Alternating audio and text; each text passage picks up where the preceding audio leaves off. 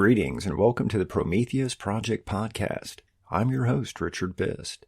Thank you for joining me on this exploration of creativity. For this week's episode, I'm going to do something a little bit different. We're going to go with a Halloween theme, do something a little scarier. I'm going to read you one of my short stories. It's a story I wrote probably 15 years ago, maybe, and it got published in a couple of anthologies. Originally, it was published in Femfangs, which was a print anthology. I don't know if it's still available. A couple years later, though, it got picked up by another anthology called Revamped, which I believe you can still find copies of. It was an ebook.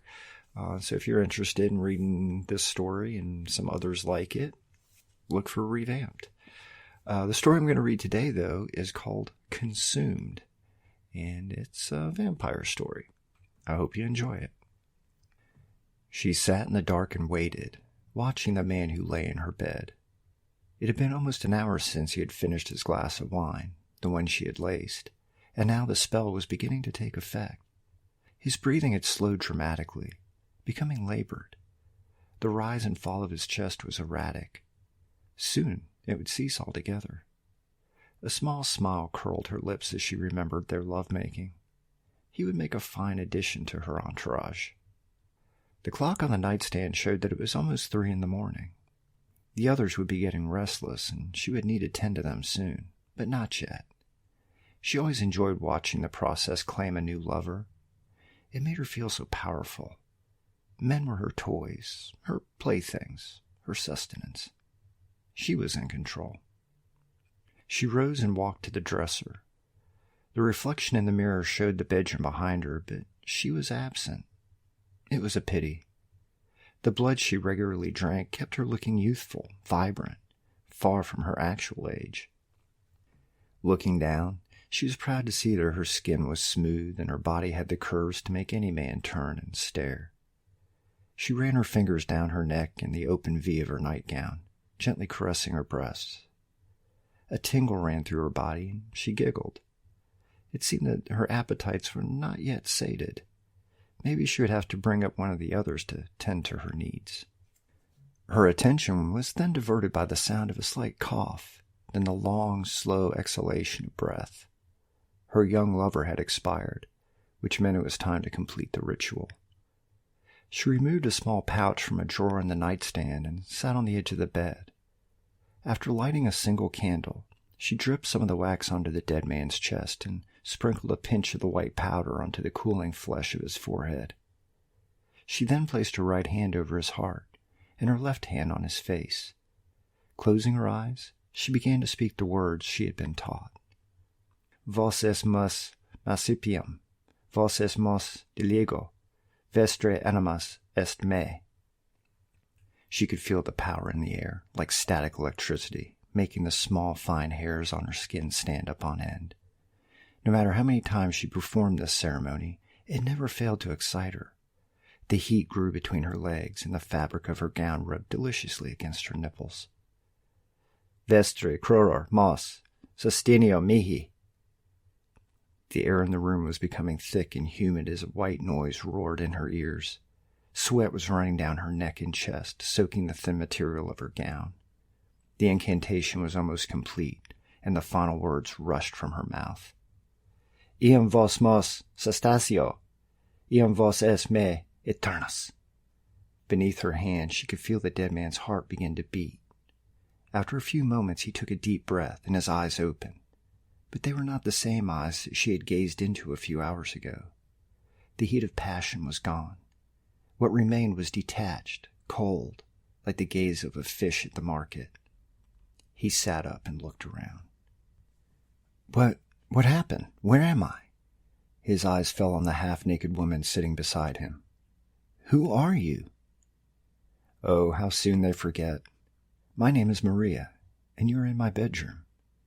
As to what has happened, she shrugged. Let's just say you had an out-of-body experience. The young man rubbed his eyes and asked, Who am I? Your name is Zach, Maria replied, brushing the damp brown hair back from his forehead.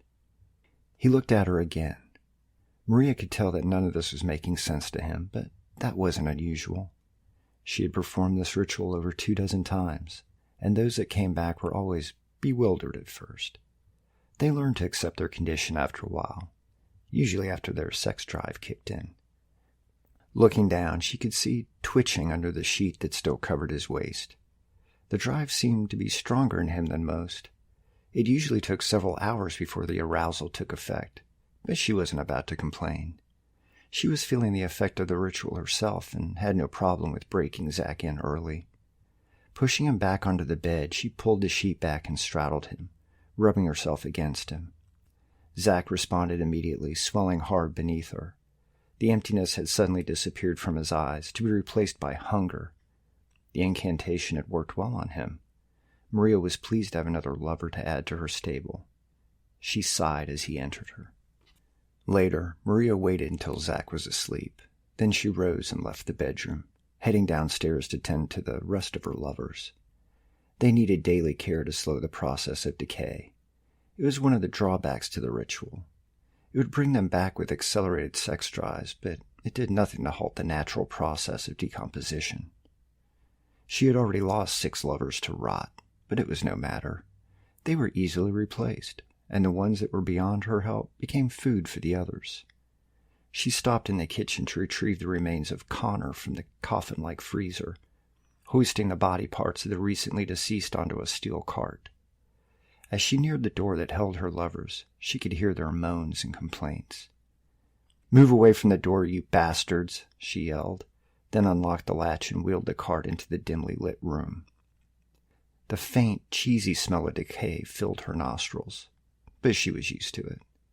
In a way, it excited her. The association of death and sex were one within her. Her 8 current lovers stood at the edge of the shadows, heads bowed in respect for their mistress, although she could see the saliva dripping from their chins. After depositing their dinner in the middle of the room, Maria stepped back to watch them feast. The men rushed forward as one, diving into the remains of their deceased companion like piranha. Maria leaned back against the wall with a slight smile on her crimson lips. She enjoyed watching them eat, and again she could feel the passion rising as the smell of blood filled the room. It was odd for her to be so aroused, especially after having laid with Zach twice earlier. She began to massage herself while watching the dark banquet across the room. The heat in her belly was almost unbearable, and her fingers worked hard, caressing, exploring. Suddenly, she felt a second set of hands on her, cupping her breasts and pinching her already erect nipples. She opened her eyes to see that Zach had awoken and found his way to this chamber. The heat of passion was again in his eyes, and as he drew near, she could feel him hot and swollen against her belly. She was then distracted by movement across the room. The others had noticed the new arrival, and the scent of Maria's passion had filled their nostrils. One by one, they rose, leaving their meal to join their mistress. Maria saw them coming, and the sight of so much erect flesh made her groan in anticipation. Her arousal was so great that she could barely stand, but there were many arms there to support her. She let herself go limp as 9 pairs of hands lifted her up and carried her to the now empty cart. The cold steel raised chill bumps across her flesh. She was surrounded by her lovers, the dark light burning like coals in their eyes, their hands exploring her body. A scream of ecstasy erupted from her lips, and she spread herself open. She had never felt such burning, and somewhere in the back of her mind she remembered a warning that had been whispered to her in a dark graveyard years ago. A small spark of fear ignited in her chest, but it was quickly consumed by her arousal, and it was quickly forgotten. Mouths were on her now, cold lips and tongues against her warm flesh, teeth gently nipping at her neck, her breasts between her legs. She cried out again as her orgasm washed over her. Then she cried out again, in pain. The teeth were no longer gentle. They were biting, ripping. The hands still held her tight, and looking up she saw that the feast had begun anew. Her lovers' faces were dripping with her blood, and she could see their mouths moving as they chewed. Maria screamed again and again, trying to struggle, but her strength was waning as her blood flowed from her veins. The light soon faded from her eyes, and in the darkness of that cold room, she was consumed by her own desire. I hope you enjoyed the story. Put you in the mood for the Halloween season. As always, Feel free to reach out to me at my website, richardbist.com, or you can catch me on Twitter. I'd love to hear from you. Have a happy Halloween.